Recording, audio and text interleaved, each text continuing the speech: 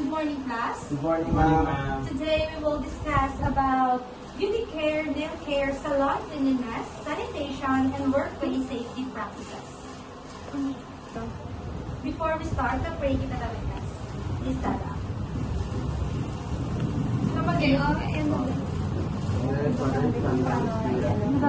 Dear Heavenly Father, thank you for this new day and the gift of life. As we begin our class, fill our hearts with joy, our minds with learning, and our spirits with peace. Guard our teachers, help us to listen, and teach us to be kind to one another. In Jesus' name we pray, Amen. Please sit down, class. So, before kita mag-present sa atin ng klase, ma-energizer kita dada. Stand up, class. And get ready to stretch, march, and get energized. This is a classic classroom and prompt action some designed to wake up your body and brain. Follow the actions exactly as the lyrics tell you to do them. So, ang sa verse 1 is clean. Ikataon ko na siya ang lyrics, tapos kamong action. So, makarala kita sa verse 1 is clean. Ikataon mo lyrics, kamong action na 1, 2, 3, go. Clean, clean, clean your space. Very good. In number 2 is safe. 1, 2, 3. Cross your arms tightly over your chest and give yourself a big protective hug. 1, 2, 3, go. Safe, safe, keep it safe. Very good. Ready, ready, set to go. Very good. Okay, sit down, class. So we will have a classroom rules. So first is respect and kindness. Treat others well. Use kind words to respect diverse perspectives. Maintain personal space. Keep hands, feet, and objects to yourself. Value property. Take care of classroom supplies, desk, and other students' belongings. So next is communication.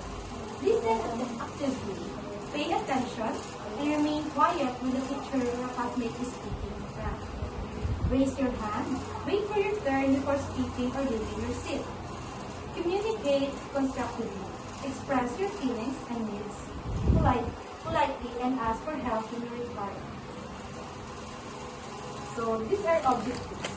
First is identify the importance of salon cleanliness and workplace safety.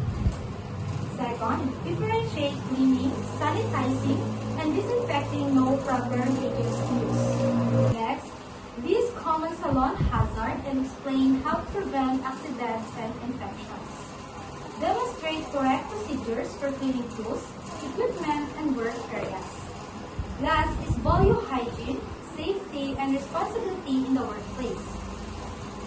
So, identify the importance of salon cleanliness and workplace safety.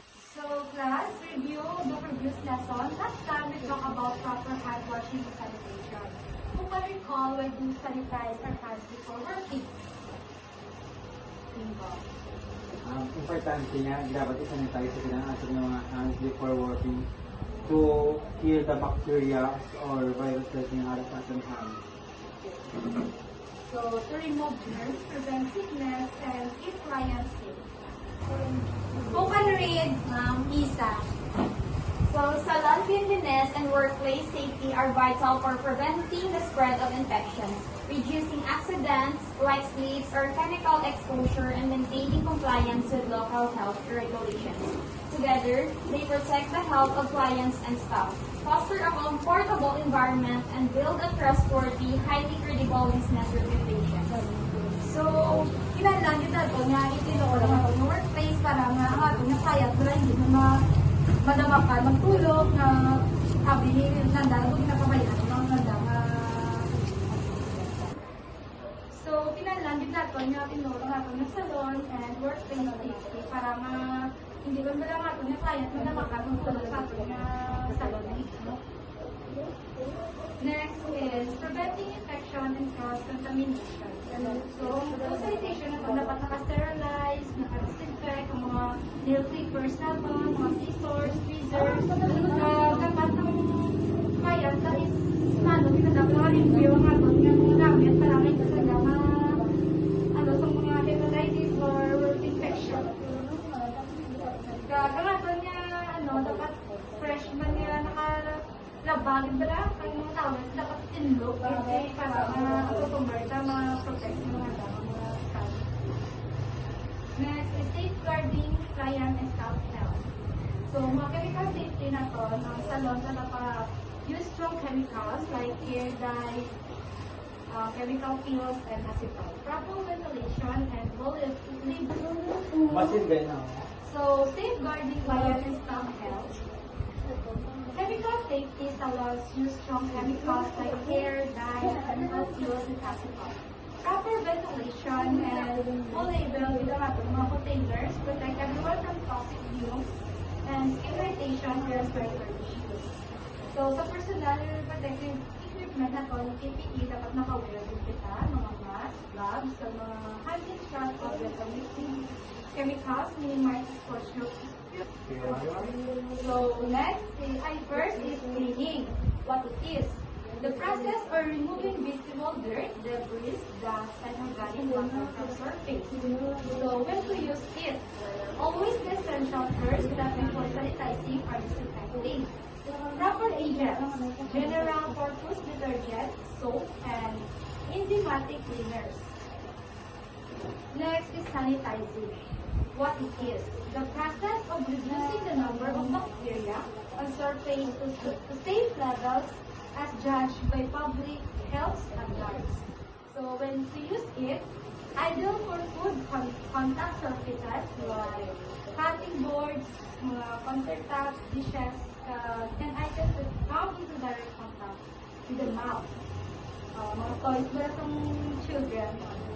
So proper agents is food grade quaternary ammonium compounds or SWATs, low concentration chloride dissolution. Next is disinfectant. What it is? The process of destroying or inactivating vertically all pathogenic microorganisms like mga bacteria, viruses, or fungi. High-risk areas or items exposed to build bodily fluids like mga bathroom fixtures or door handles, medical equipment, or during outbreaks. Ang mga proper agents na is EPA, registered disinfectants, mud solution, isopropyl or ethyl alcohol. These are common salon hazard and explain how to prevent accidents and infection. Panli. Indoor. Salon hazards range from chemical exposure and airborne dash to slip and fall risk and biological infection. Prevention relies on enforcing proper personal protective equipment or PPE, ensuring rigorous segregation protocol, maintaining adequate ventilation, and keeping emergency spill kit and first aid supply readily accessible. So, sa personal protective equipment or PPE, dapat naka-wear dito sa gloves, mga mask, handling sharp objects or mixing chemicals minimizes exposure and injury risk. So, third is mitigating physical hazard. So, slips and trips. So, sweeping hair clippings, wiping out spilled products, and organizing trailing wires prevent accidental slips, trips, and falls. Kailangan hindi kita mga madandog or sa electrical safety na to is keeping electrical poles away from water sources and ensuring sockets are not overloaded. Protect clients and staff from electrical shocks or fires. Dapat nga ito nga, dapat safety na ng mga electrical, kaya ba sila mga masunog o magpangkan ka, butak sa mga saksak. Next is improving ergonomics and worker well-being. So physical movement. Because professionals spend hours sitting or standing in static position, maintaining an organized, adjustable workplace. So I will show a two picture. First is dirty, messy salon and clean, organized by salon. So if you were a client, which one would you choose?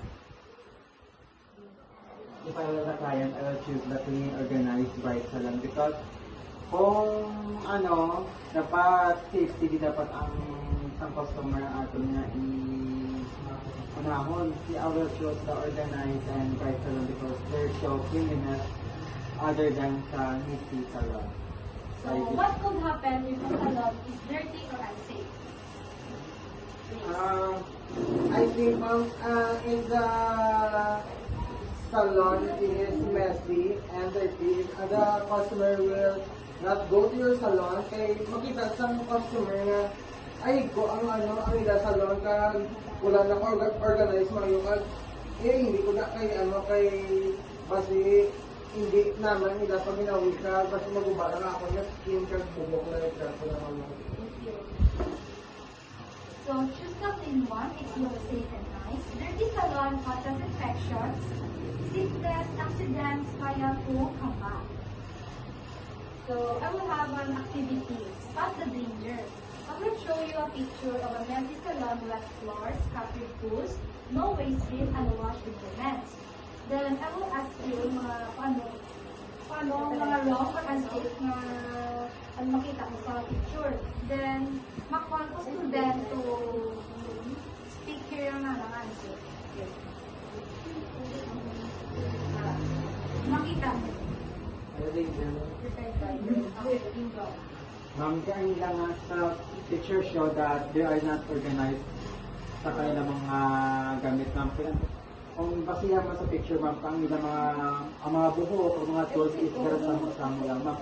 Kag wala di na nag-organize, malay niyo, ma'am, ang makuha to sang salon or sang staff is lain wala man pagdaing mabutan sa book mo is cause pa danger to the client. So, why is it necessary to clean everything after a service? What is the difference between cleaning, sanitizing, and disinfecting? What dangers happen if you do not follow safety rules? So, cleaning removes dirt, sanitizing kills germs, disinfecting kills more bacteria viruses. We get infections, skin problems, cuts, bleed, cold, spread diseases. So, this is our discussion.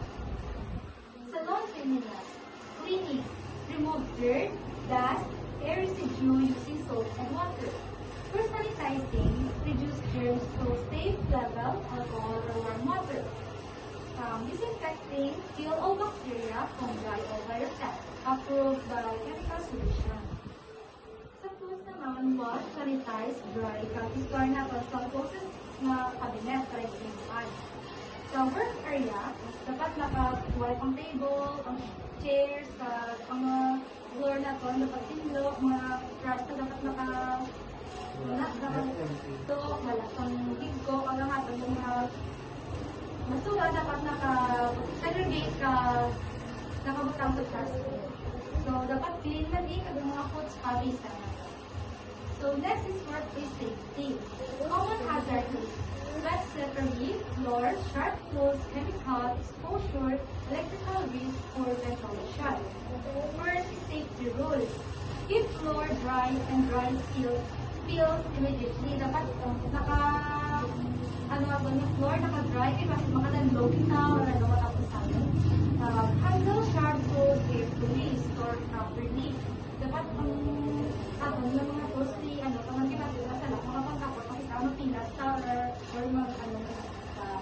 Next is wear PPE. Gloves, apron, mask, when needed. Dapat nakalagay tayo para sa safety natin. Store chemicals properly. Read labels. Dapat basawang sa dala yung display gamiton or ano naman. Next is good lighting and ventilation. Next is no running or playing inside work area. Wala sa madalagan, doon ang pangampang kay masalakay ng client. Next is let's do it demonstration. Show step by step how to clean and sanitize healthcare tools, how to clean and arrange workstation, how to handle sharp items safely. Calls volunteers to practice that reminds it's not just a role, it's duty and respect for our work and clients. May pakita ko video pa sila. Sterilize all ornamental tools and disinfect instructions, and this is how your nail tech should be doing that too. First step is the disinfection. I put all my metal tools and my brushes in my ultrasound bath for 5 minutes, and I use Monta concentrate for disinfection. You can use Portabicide or any other disinfectant, but make sure you read instructions and make your concentrate correctly. After 5 minutes, I take out all the tools, and then they go through thorough cleaning with the water from the tap for at least 2 minutes. Then I lay all the tools flat on a clean mat. This is a special mat that I use only for all of my tools and nothing else. And then we leave all the tools for 6 to 8 hours or overnight to dry. As I couldn't load all of my tools in one go, I'm making a second bath and then repeating all of the steps again. I clean my tools in the evening and then let them dry overnight. And then the next step is sterilization. I use high heat sterilizer because I'm still too broke to buy an autoclave, hopefully soon. I package all the tools for each client in these little sterilizing bags. And then I put it at 180 degrees for at least 1 hour. And then if you're a client, this is how you can check if your tools have been sterilized. You can see these little markers. From high heat or pressure, the mark will change color. That is it. So, nakita niyo man guro kung paano step by step nga mag-limpyo sa ating nail tools paano disinfect at sterilize. So, next we will have a short written oral quiz. Differentiate cleaning, sanitizing, and disinfecting. Give 3 examples of salon hazard and how to prevent them. Next is list 4 steps in cleaning and sanitizing nail care tools. Why is your workplace safety important in a salon?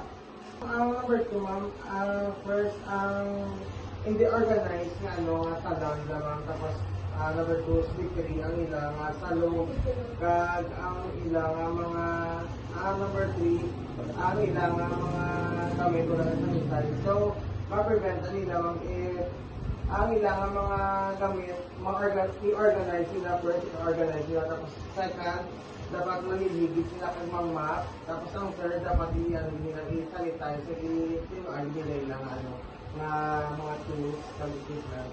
Thank you, Briggs. So that's all for today's class. Thank you for listening and see you next meeting. Thank you, ma'am.